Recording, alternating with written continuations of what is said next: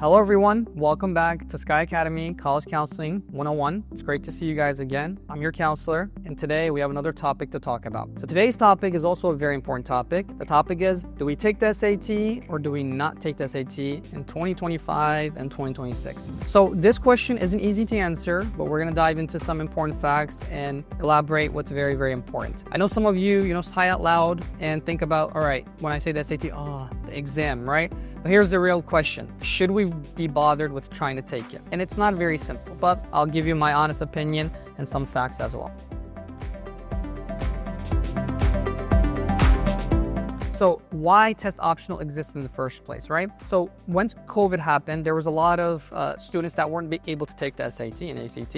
And for this reason, schools started saying, all right, we won't require it. And with that, a lot of schools realized that, hey, maybe we don't need these scores to admit students into the schools that they want to get into. So now fast forward to 2025, tons of schools are still test optional. However, most colleges permanently removed the test optional and they want SATs for students to provide them again. I always say this, once the student provides an SAT score, does it boost their chances of getting into the college they want to get into? It does, especially if the school either is test requirement, which obviously then you will have to send it, or test optional. So there's three options. Either the school is test required, test optional, which is if you do submit the score, they will see it, but if you don't submit it, they won't see it, or test blind, meaning that even if you submit the score, they're not going to consider it at all. So how do we go about what it is we could do? So as I said, someone that has the score, if they're applying to a school that requires it, does give them an upper hand in getting into the school that they can.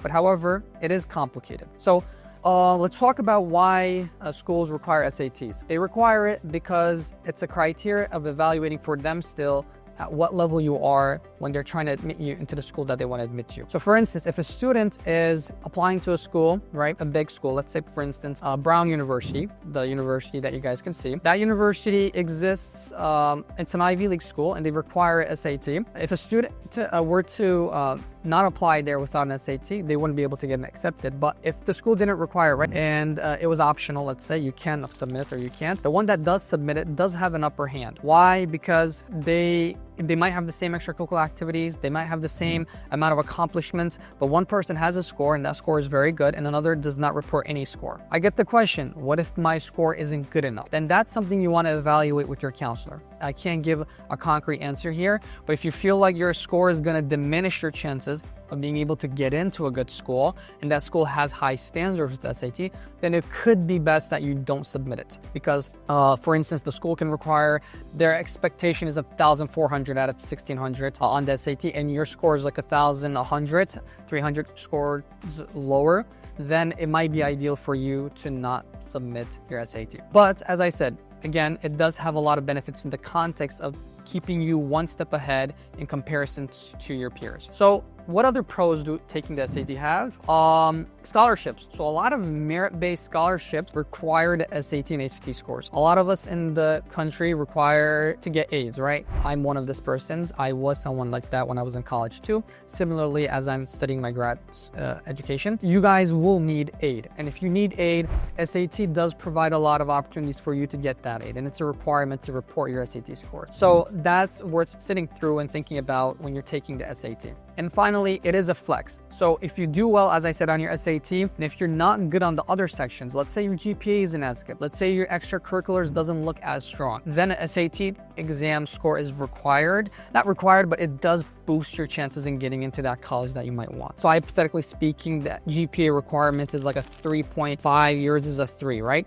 And then the SAT requirement is like a 1,200, but your SAT is a 1,400. Then definitely adding that into your transcript and resume and sending it to the college application system for the college helps a lot. So that's very important as well. So as for not taking it, let's decide how you would come to that conclusion. One of the things you want to think about is, first thing you have to do is you need to make a college list. Why is the college list important? You need to determine if that college requires it or if it doesn't require it, and how do you want to tackle it based on the college list you have. There's about 4,000 colleges in America, right? Even more than 4,000. And depending on the colleges you want to go to, wherever you're located, in which state, in which region, you want to ask yourself, okay, creating that list is the first part. You could do this on Common App. Most of you guys use Common App. And then there, you're trying to check if the schools require it, right? And if it is required, then you have to submit a score. But if it's optional, then you have to contemplate and tell yourself, okay, am I still taking the score and providing the score for the university, or am I not? I get it. People have test anxiety. I recently was talking with a student, and this student had a test anxiety and he didn't do as well in the exam. He's gonna try again in October next week, but we'll see what he gets. This doesn't mean that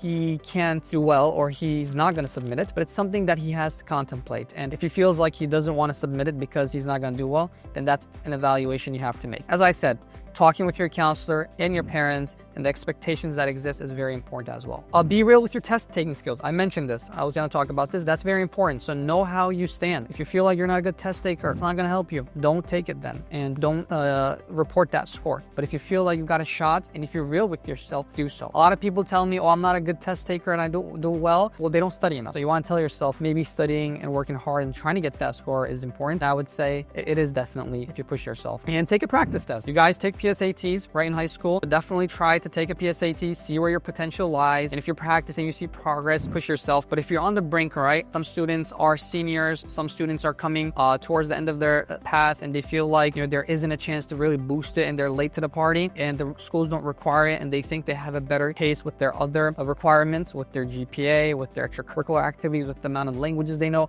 with the recommendation letters they're going to be getting, with the personal essay they're going to be writing, then I would say focus on your strengths and disregard your weakness, which can possibly be your SAT. Finally, use free resources. As I said, College Board, Khan Academy, these are famous names you guys probably heard about. They can be accessed online, and the Blue Book is a resource that a lot of high school students use too. There's SATs there that are provided for free to high schoolers. So use that, and as I said, rather than focusing on what you can't do, focus on what you can do and try to move forward with that. So to answer you guys' question, it's very complicated. It's not a yes or no situation. Do SATs matter? They do. Colleges do care about SATs, and it does boost your chances. At the same time, is it required? Not for some colleges. And if you feel like you don't want to take it and the college doesn't require it and you're not doing well on it, then it could also be a chance for you to not put it into your academic report. So that's a choice that you will make, but hopefully you make the right choice, talk with experts, get insight. But that is my 2 cents to the situation. I appreciate you guys listening again. It was a great episode. Hopefully I'll see you guys next time. Take care.